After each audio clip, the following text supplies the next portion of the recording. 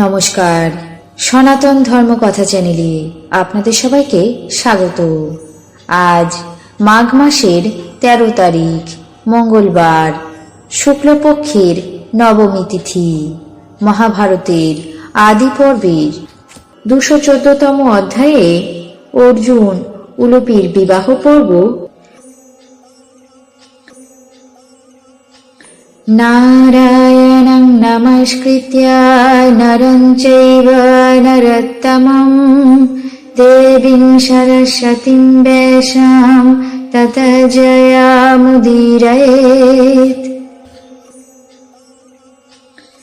ঋষি বৈশম্পায়ন বললেন, অর্জুন বনে প্রস্থান করলে বেদ বেদাঙ্গ, দিব্য আখ্যান বেত্তা এবং অধ্যাত্ম শাস্ত্র বিশারদ ব্রাহ্মণগণ, ভিক্ষা উপজীবী সকল পৌরাণিক ব্রাহ্মণগণ, কথকগণ এবং বনবাসী সন্ন্যাসীগণ তার অনুগমন করলেন। পাণ্ডুপুত্র সেই সমস্ত মধুরভাষী ঋষিগণ এবং অন্যান্য মুনিগণদের পরিবৃত হয়ে দেবগণ সমাবৃত দেবরাজ ইন্দ্রের মতো গমন করতে লাগলেন। গমন করতে করতে রমণীয় বিচিত্র কানন, সরোবর, নদী, সাগর, বিভিন্ন দেশ, পুণ্যতীর্থ দর্শন করলেন। তিনি ক্রমে ক্রমে গঙ্গার দ্বারে উপস্থিত হয়ে এক আশ্রম নির্মাণ করলেন। ঋষি বৈশম্পায়ন জন্মেঞ্জয়কে সম্বোধন করে বললেন, হে রাজা, সেই স্থানে অর্জুন যে অদ্ভুত কর্ম করেছিলেন তা বলছি শোনো। কুন্তিপুত্র অর্জুন ব্রাহ্মণদের সঙ্গে সেখানে বাস করলে ব্রাহ্মণগণ স্থানে স্থানে যজ্ঞ করতে আরম্ভ করলেন। গঙ্গার তীরে পুষ্প উপহার অলঙ্কৃত সেই সমস্ত মন্ত্রপুত অগ্নি এবং কৃতা অভিষেক সংযমী সৎপথ অবলম্বনকারী মহাত্মা ব্রাহ্মণগণ গঙ্গার দ্বার অত্যন্ত শোভিত করে তুলল। এইভাবে আশ্রম সুব্যবস্থিত হলে একদিন অর্জুন অভিষেকের জন্য গঙ্গায় অবতীর্ণ করলেন। সেখানে স্নান করে পিতামহদের তর্পণ করে হোম করার জন্য যখন জল থেকে উঠছিলেন, তখনই নাগরাজ দুহিতা উলুপি নিজের মনোরথ পূর্ণ করার আশায় তাকে জলের মধ্যে আকর্ষণ করে নিল। অর্জুন পরম আশ্চর্য হয়ে নাগরাজ ভবনে উপস্থিত হয়ে অগ্নি দেখতে পেয়ে সেই স্থানে অগ্নিকার্য সমাধান করলেন। অর্জুন নির্ভয়ে হোম ক্রিয়া সম্পন্ন করে অগ্নিদেবকে পরম সন্তুষ্ট করলেন। অগ্নিকার্য শেষ হলে অর্জুন মৃদু হেসে নাগরাজ কন্যাকে বললেন, হে কন্যা, তুমি কোন সাহসে এমন কাজ করলে? এই প্রদেশের নাম কি? তুমি বা কে? তোমার পিতার নাম কি? উলুপি বললেন, হে রাজন, ঐরাবত কুলে সম্ভূতা কৌরব্য নামে এক নাগ আছে। আমি তারই কন্যা। আমার নাম উলুপি।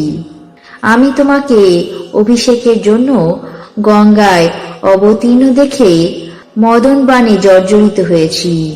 এখন তুমি নিজেকে আমার কাছে সমর্পণ করো। এই অবলার মনোবাঞ্ছা পূর্ণ করো।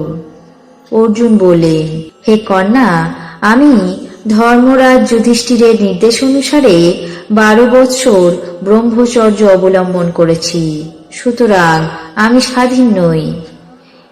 তোমার মঙ্গল হোক সেটাই আমি ইচ্ছা করি, কিন্তু এর পূর্বে কখনো আমি মিথ্যে বলিনি।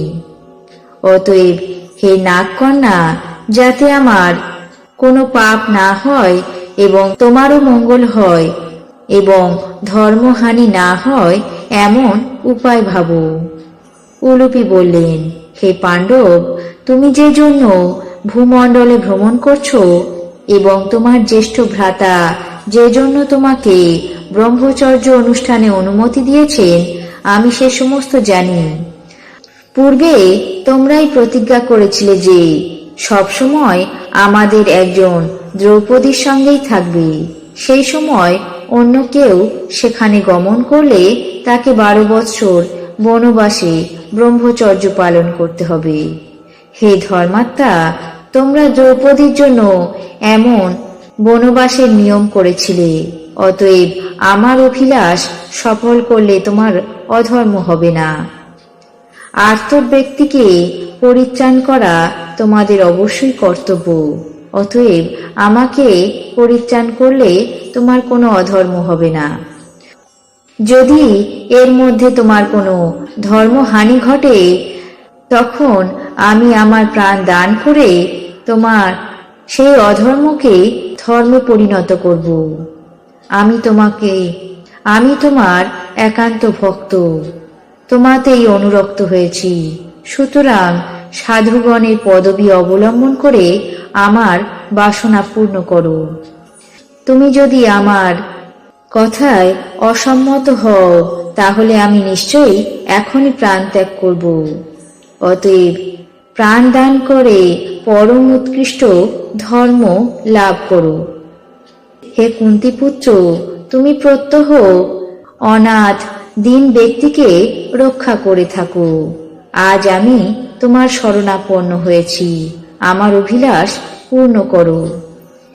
বারবার তোমার কাছে প্রার্থনা করছি, তুমি নিজেকে আমার কাছে প্রদান করে আমার সকল মনের ইচ্ছা পূরণ করো।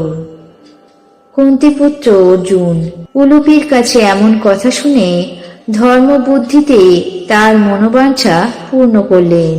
তিনি সেই রাত্রি সেখানে বাস করে সূর্যোদয়ের আগে নাগভবন থেকে পুনরায় উলুপির সঙ্গে গঙ্গার দ্বারে উপস্থিত হলেন। পতিব্রতা উলুপি অর্জুনকে বললেন, তুমি সমস্ত জলচরকে জয় করতে পারবে, এই বর প্রদান করি। তারপর উলুপি তাকে সেই গঙ্গার তীরে রেখে নিজে প্রস্থান করলেন।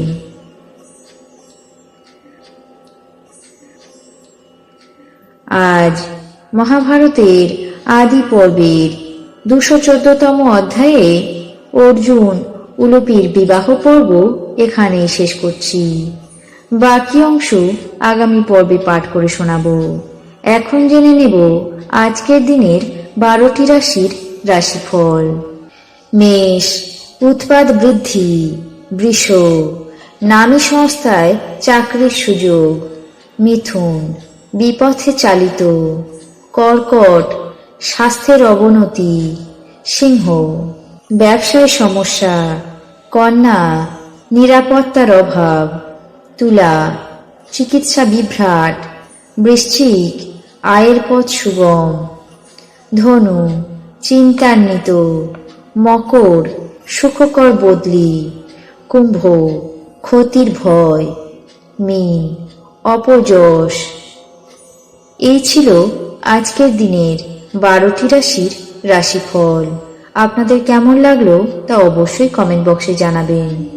চ্যানেলটিকে সাবস্ক্রাইব করবেন, লাইক করবেন, শেয়ার করবেন। ধন্যবাদ।